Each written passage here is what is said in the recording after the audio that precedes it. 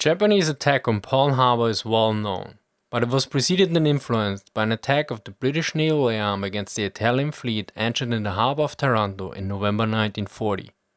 More than 1 year before Pearl Harbor, the Japanese studied the attack thoroughly, and now it is our time to take a closer look. Taranto was a major Italian port, and this is located at the southern part of Italy, about 515 kilometers from Malta, which was an important British base in World War II, due to its strategic location in the middle of the Mediterranean between Italy and North Africa. It supplied a refuge and refueling point for warships and merchant ships midway between Gibraltar and Alexandria, and it served as a forward base for submarine and light surface forces.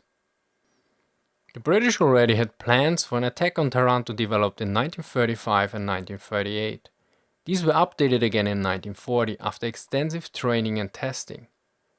Additionally, the British had gained valuable experience by attacking the French battleship Richelieu in harbor with torpedo bombers a few months earlier, and adapted the measures to increase the effectiveness of its operations. During the attack, the British used the Swordfish, a carrier-borne biplane bomber, which was a plane with limited performance when it came to speed, but it was one of the few that could perform a night attack, thus ideally suited for a surprise attack.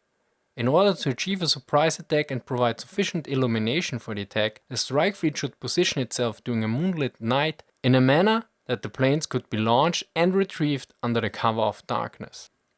Yet there were various problems. The original attack was planned for the 21st of October, which was the anniversary of the Battle of Trafalgar, but due to technical problems it had to be postponed.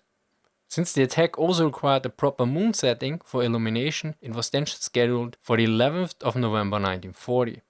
Originally 2 carriers, the HMS Illustrious and the HMS Eagle, should be part of the strike, but they later had technical problems. Hence, the final strike force consists of 1 carrier, 2 cruisers, 2 light cruisers and 4 destroyers.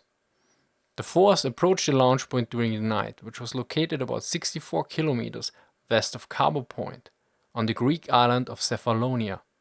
Thus the strike force was about 274 kilometers southeast of Taranto.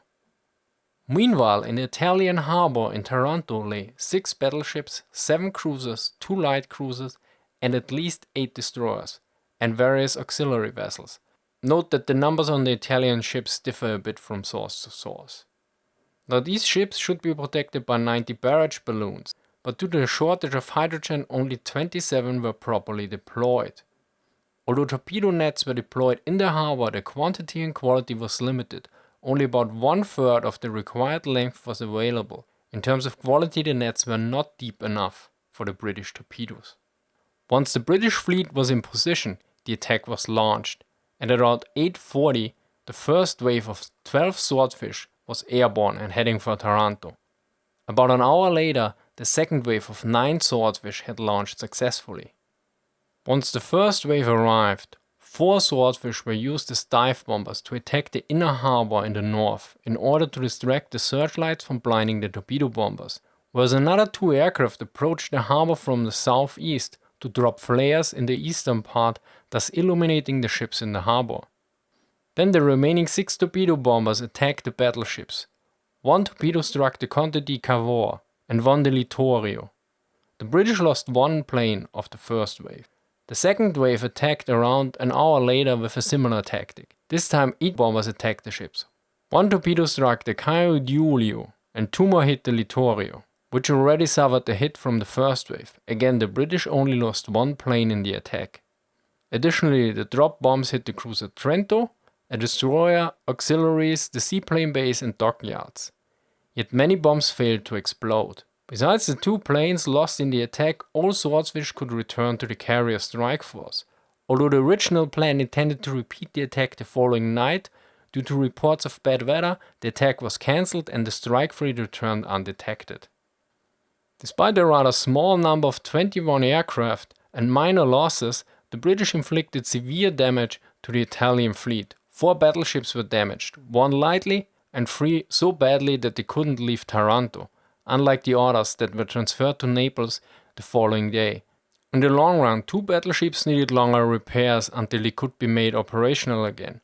one in March and one in May 1941, but one was completely out of action until the armistice. Although the attack shocked the Italian Navy, the effect was not as devastating as some authors claim. Just a few days later, the Italian Navy launched an operation including their remaining battleships to interrupt successfully a supply mission with aircraft headed for Malta. There seems to be no real consensus how much the attack affected the Regia Marina.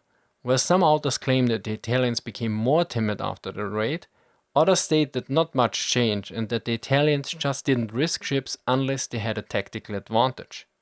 German military historians see this a bit different. Considering the previous lackluster performance of the Italian Navy against the Royal Navy, the threat of the Italian Navy was limited anyway, thus the attack just shifted the balance of power more in favor of the British. Although, since the Germans shortly afterward turned their attention to the Mediterranean, one could argue that the Italians might have engaged more often, considering that with more ships and the German 10th Flieger Corps, the number of favorable tactical situations could have increased. Yet another aspect should not be forgotten. As so often with the Axis in World War II, the fuel situation limited the capabilities of existing forces considerably. After all, the Italian Navy entered the war with all reserves for just 9 months, and thus were completely dependent of German reserves here. In short, the raid on Taranto was clearly a tactical success. On the operational and strategic level, its effects were limited. But I wouldn't go so far calling it a failure, contrary to a recent article that made many good points, but contains various arguments that didn't convince me completely. As always, all sources are linked in the description. In this case, the aforementioned article is available as free PDF.